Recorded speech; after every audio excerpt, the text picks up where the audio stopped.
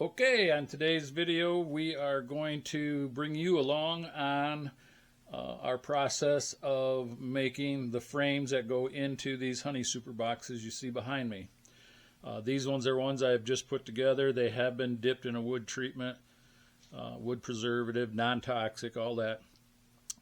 We run approximately 175 hives right now, and we are looking to add 250 Honey Supers to that. So last year we were short on boxes, so we're going to make up for it. But in the process, that means we need 2,500 frames. And a while back, I purchased a little over 4,000 frames. Got a really good price on them. They were a barn find from an old beekeeper. And the one thing was they were all deep frames, the taller sidebar, and the Honey Supers take the shorter sidebar. So for the price that I got them at, it is definitely worth my time to remanufacture them. And I will take you out in the garage and show you the quick process of what we did to take it from the tall one to the short one. Okay, we're out here in the garage now, and anytime you are going to, go into a major project of making a lot of parts, definitely do jigs and stuff like that. Right now, I have my saw still set up. I have all the end bars done. When I shortened them up, I was putting them in this tote. You can see I have these totes. I'm going to actually make hive top feeders out of them.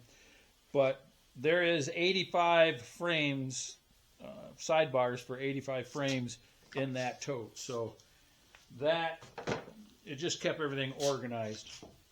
But I did do them 6 at a time. So I would grab 6 out of a box like this, and I would then had my saw all set, quick cut.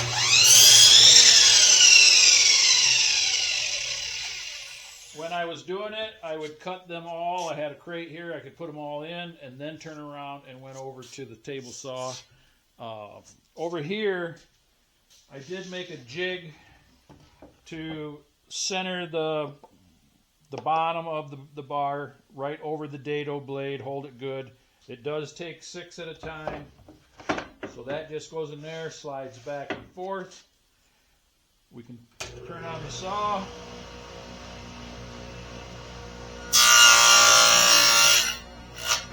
Quick cut, and I have just made six bars.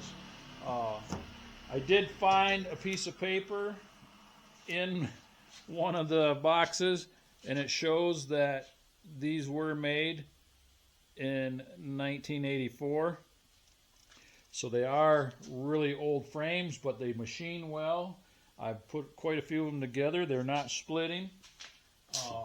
But again, you get a system set up, you can pound them right out. It didn't take me maybe 2 days, 2.5 days to go through and do 5,000 end bars to make 2,500 frames. All right, we're going to head back downstairs and we'll do a little bit of assembling. Okay, we are back down in the basement. Don't mind the pile of stuff behind me. This here is my jig assembly tool. It is the easiest one I have found to use. I have tried the ones with all the slide-in parts and this and that. The only moving part on it is the bungee. I do have sizes on here. If somebody is wanting to see that, the sizes of it. The dimension this way is just the inside of the frame, so that's kind of self-explanatory. The 1x6 is just to hold it square. The bungee, I believe, was a 4-foot bungee or 42-inch, something like that. But basically, it's just pull it and get it stretched down around the end. Get it set.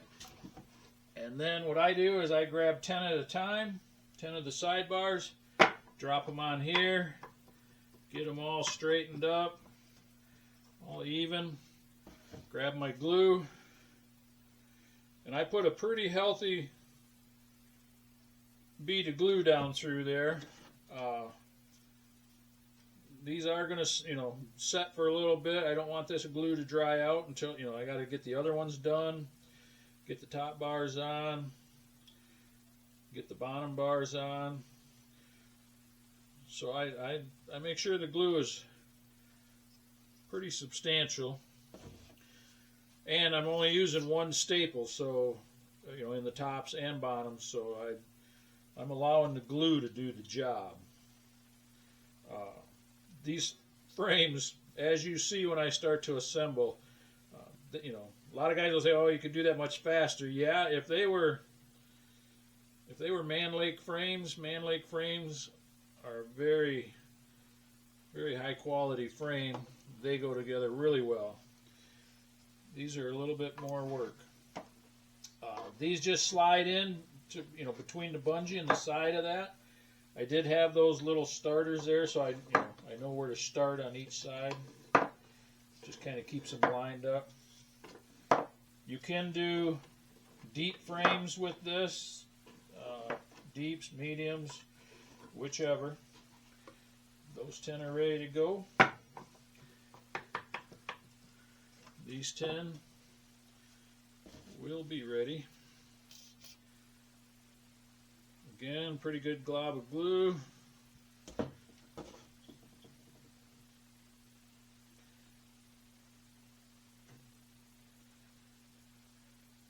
Any excess, I just put it down to the bottom. I try to work it down into the end grains that's down in there, because that is where it's going to adhere.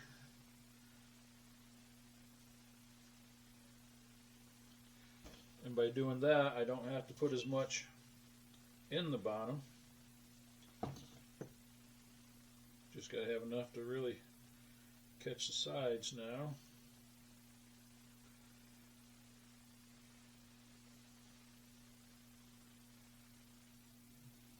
And there we go. These ones here, again, drop them in.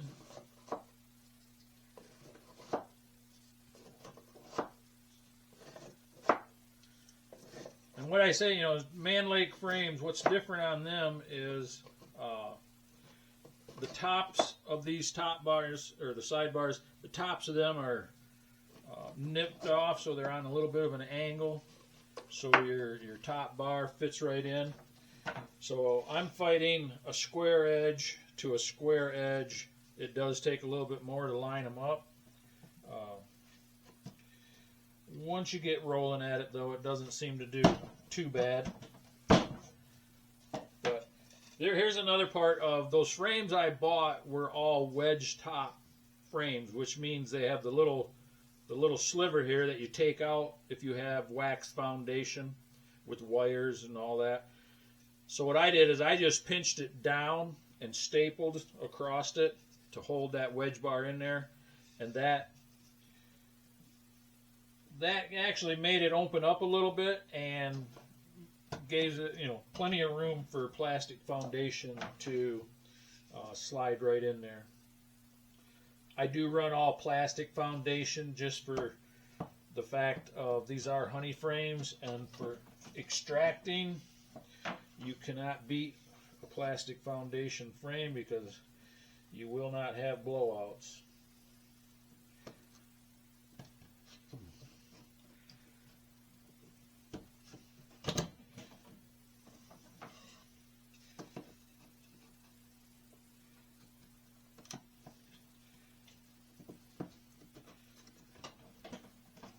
I have found at my age it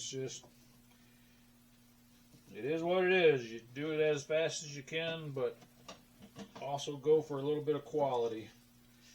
I am more of a quality versus quantity type of person, so I would prefer to have it done right the first time and have it last me a little longer, because it is done right. But you can see they are tight. I mean, back in 1984, they were doing some good machining. They just weren't up on the clipping the tops of the sidebars and stuff, so Mann Lake's got them on that one.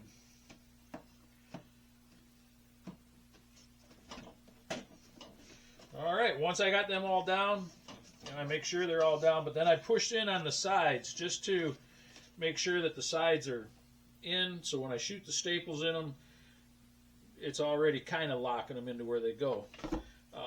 If you're listening to this with earbuds, close your ears.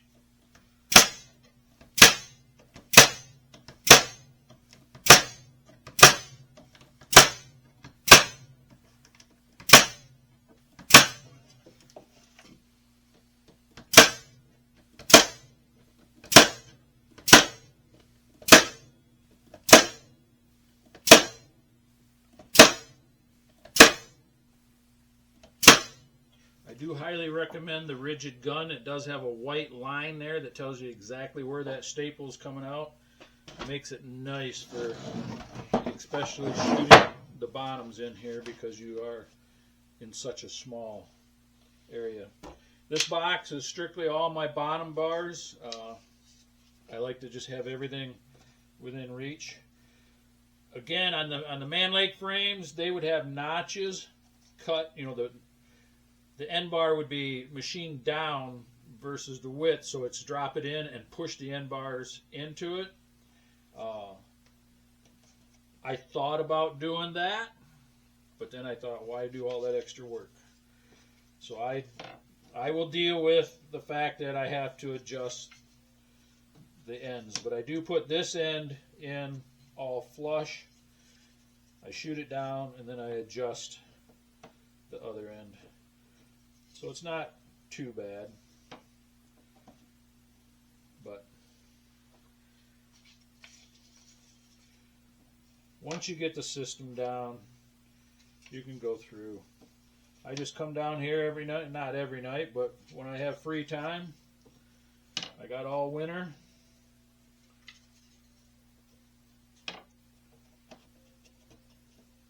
Just get them in. All right, earplugs again.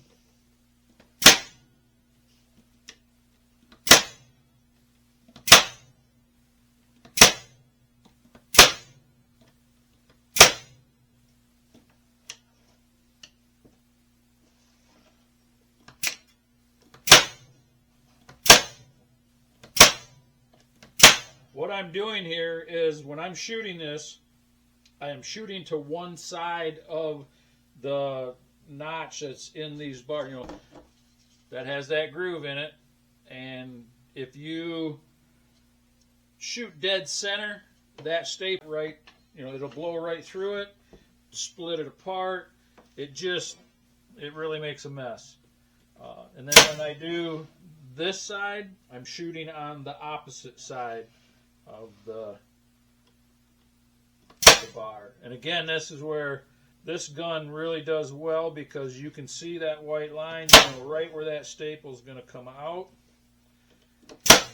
And I do say keep fingers out from down below it because if the staple blows out, you don't want it going into your finger.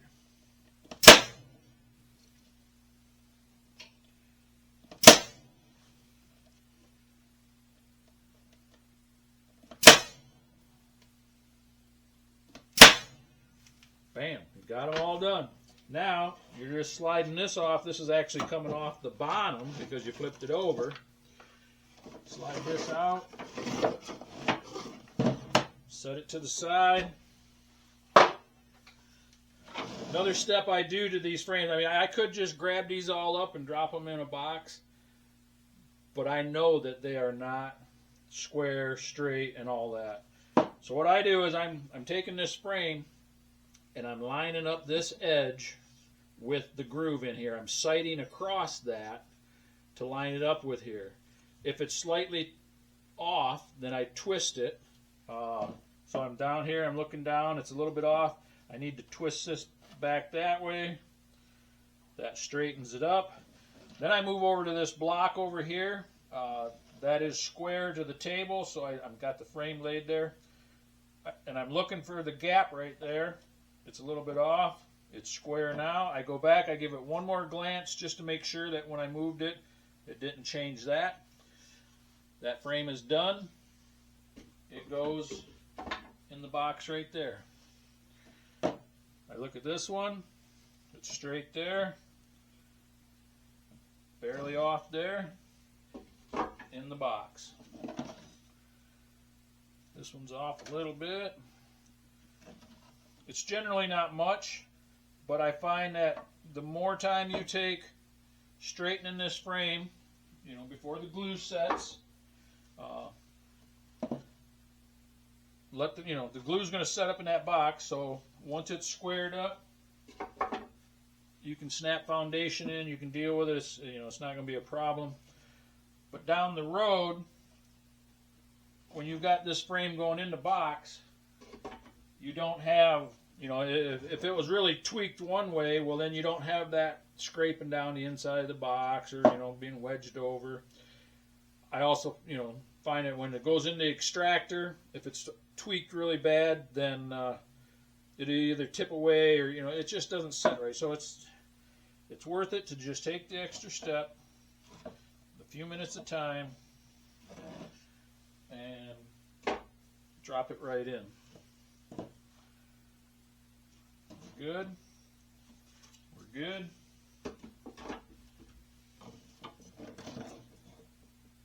Once you get the hang of this eyeballing across, you can tell just about by looking at them before you even really sight it in if they're going to be bad or not.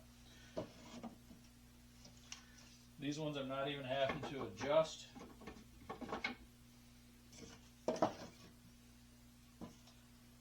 This one is a little. And there you have it. There you got 10 frames in the box. They'll be stacked over to the side and on to the next one. So I will probably do another video down the road for box building, dipping them in the treatment and all that. But until then,